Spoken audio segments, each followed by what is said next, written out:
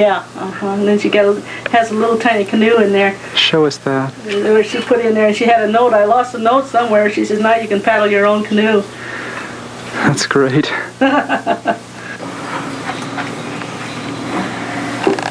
You're not.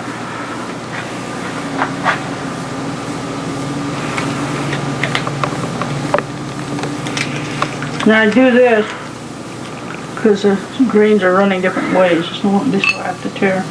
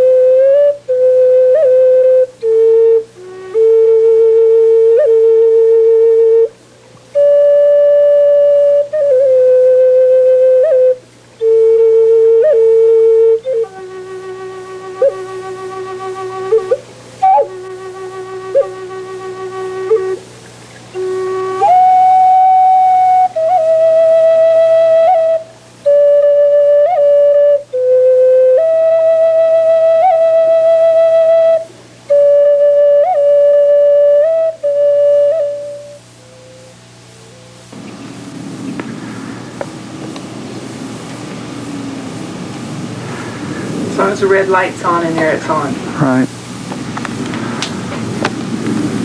And you've won a lot of awards too, right? Oh yeah. Santa Monica, that's the biggest and best one. Casa Grande was one of the most prestigious ones. They had the top artists there and the top quality stuff to sell. I didn't go this year because I was invited. That's by invitation only. Where's that at? Casa Grande, Arizona. By Phoenix? Mm-hmm. Who puts that show on? Chamber of Commerce.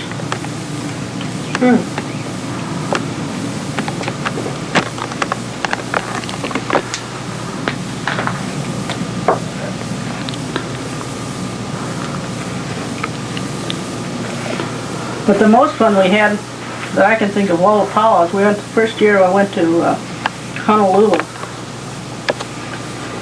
And I couldn't understand, you know, instead of like they do here, they do a strictly.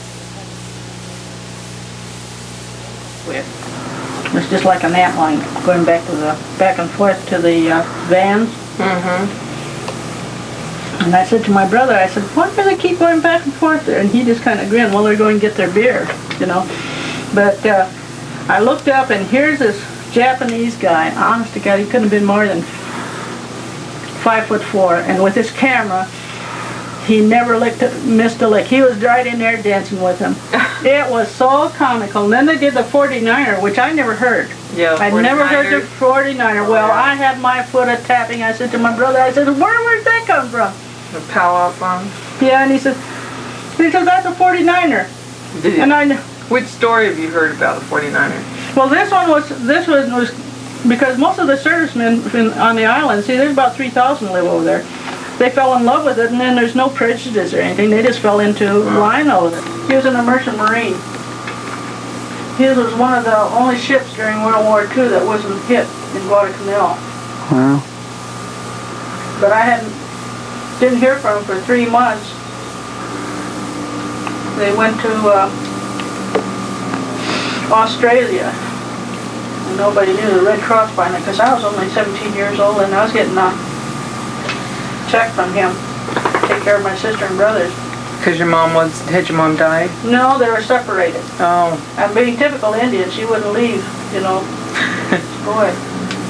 The only time she'd get courage enough to do something is when she got Kishwabi, which is drunk in her tongue. So she just stayed right there? Mm-hmm. Yeah, they separated in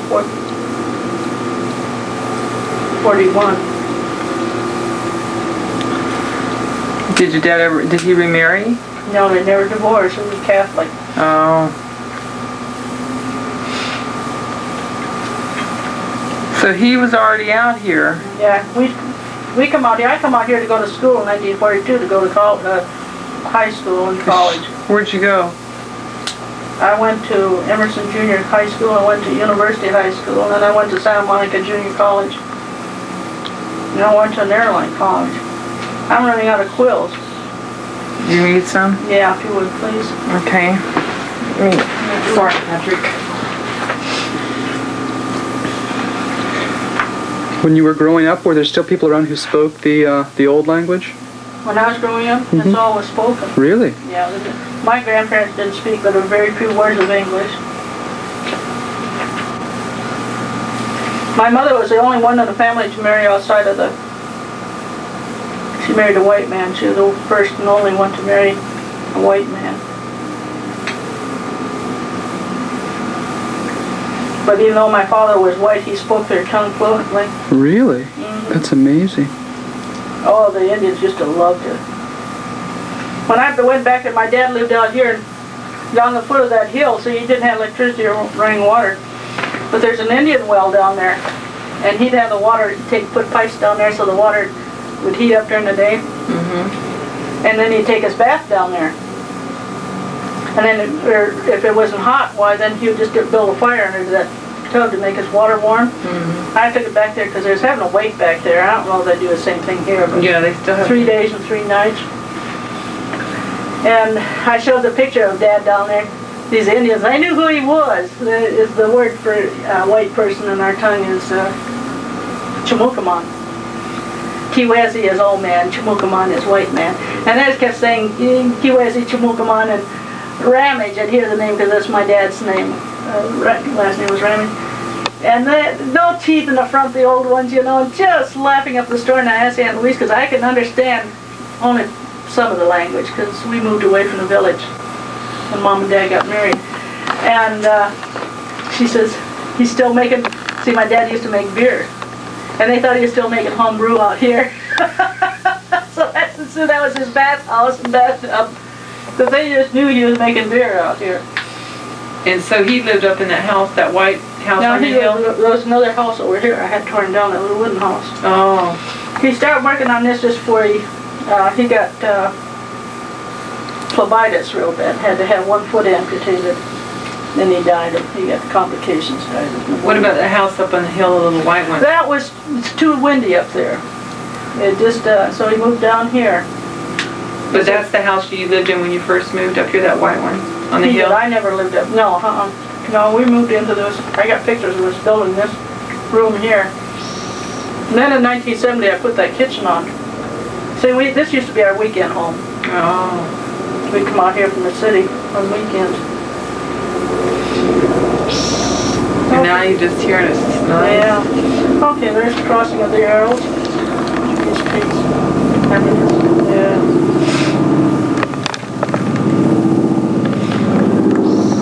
Okay. You about done? Around there. 10 years old. Yeah, 70. 7 times 10, 70, but she's still... Yeah, it just amazed me when you walked up that road and all those cats started following you. Yeah, well, see, they're not all here. They just, but they go for walks with me. And you had how many cats? 32. 32 cats, my God. Did you feed them all? Yes, it's astronomical. Still cost me. Well, see, the Bobcats just got I had 13. I'm down to, of the original now, just 2 Tomcats and 4 plus the babies. I got 6 new babies. But they're so skinny. And then you got the 2 dogs. Mm-hmm. 2 chickens. And 2 chickens. Yeah, that rooster out there, boy, he's Yeah, he's from the Pechanga Reservation. Yeah, Yeah, he Dorothy is. Dorothy Freeman is Yeah. Freeman's cousin. We used to play bingo together. She says, "How come you don't have roosters?" I said, "I can't find one." She said, "I'll bring one." So she went home, got one of her roosters, and brought it down here. And so that rooster fights with it. Those cats don't bother that rooster then. No, he bothers those cats. If they come too close, so he just nips them in the head. They all sleep together on my porch. Oh, the The two rooster. chickens, they sleep on top of my washing machine, so I have to hose everything down every time I wash. And the cats sleep, I stack my wood up there in the winter months, it's so cold. And the dog, the cat, and the chickens all sleep back there at night. That's my little mini barn. Did you munch, baby? Yeah. Did you love the munch? Did you love the munch? Hey, fool! Don't You just love have the munch? and you just have one son, huh? Yeah. How old is your son? Let's see, I think he was born in 1945, so he's what, 40? He's my age almost. I'll be 40. He's 42. 42, yeah, I guess he is, yeah. Yeah, 42. You'll be 42 in June, I guess. And how- Yeah, you'll be 42 in June. Oh, my birthday's in July. June the 20th. When and you have how many grandchildren? Two grandchildren. Mikey and Missy. Do they come out very often and visit? No, because they travel. They were in Japan for a long time, and then in South Carolina, and now they're in Montgomery. Alabama. Yeah. Uh-huh. He's in the Air Force. Yeah. Uh-huh. Yeah. They're coming out this summer. She wants to learn the work. Yeah. So, as long as she's interested, then I'll teach her. So How she's old got, is she? she's